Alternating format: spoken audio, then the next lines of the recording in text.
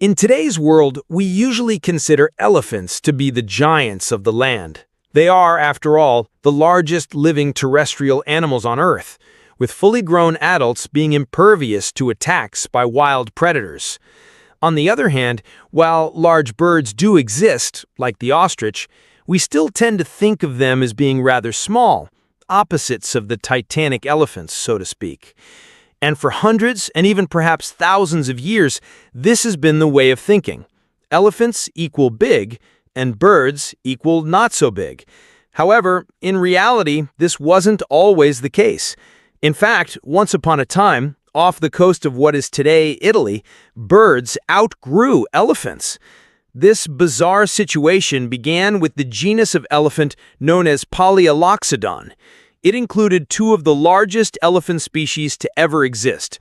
The first one being Polyaloxodon pneumaticus, which was the largest elephant species ever, which could be as heavy as 4 Toyota Corollas. And then on top of that, it also was home to the second largest elephant species as well, Polyaloxodon antiquus.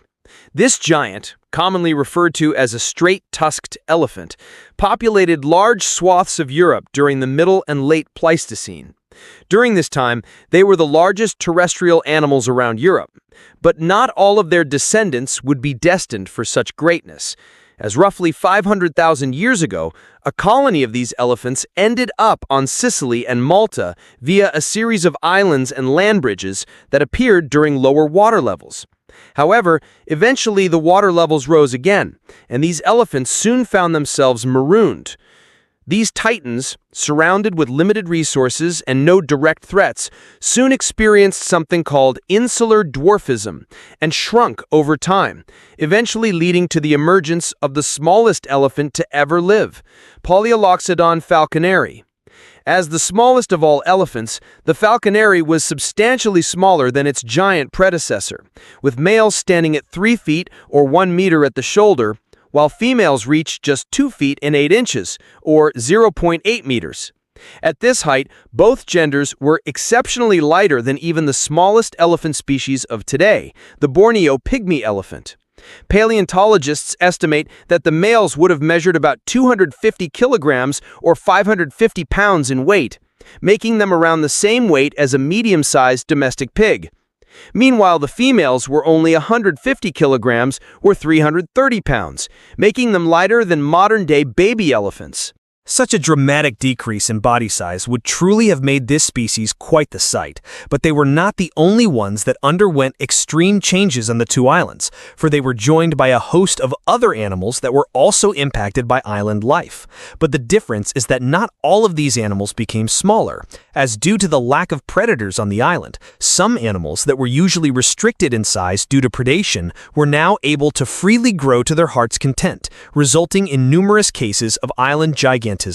This included giant owls, cranes, tortoises, and not to mention the largest dormouse paleontologists know of. But all these paled in comparison to the swan that called these two islands home, Cygnus falconeri. The Cygnus falconeri is actually the largest swan to ever exist and was an imposing 7 feet or 2.1 meters long when extending its body, and its wingspan was even more impressive, coming in at 3 meters or 9.8 feet, making them about 1/3 bigger than the largest living swan, the mute swan. However, due to its hollow bones, this giant swan was lighter than the dwarf elephant, but it outsized it in the height and length department. This contrast is kind of similar to what happened on the well-known Hetseg Island, where a species of pterosaur was able to outgrow many of the dinosaurs on the island and even preyed on a few of them. However, in Sicily and Malta, the relationship between Cygnus falconeri and Polyaloxodon falconeri wasn't as cutthroat, as both were mainly herbivorous, with the only exception being that the giant swan may have occasionally eaten small aquatic animals, as seen in their modern-day relatives. Yet that doesn't mean there was no potential rivalry, as they both filled similar niches. That being said, though, with the height advantage the swan possessed, it was able to reach higher levels of vegetation than the elephant could, which once again likely diminished the amount of conflict between these two odd creatures. Despite this, the odd battle or two was still probably unavoidable, as both animals would have crossed paths many times, which is exacerbated by the notion that the Cygnus falconeri may have actually been flightless due to its large size. Furthermore, its feet were better equipped for walking than swimming, and they may have had less webbing than modern-day swans, implying that it might have spent most of its time on land, leading to an increased amount of potential contact between these two species.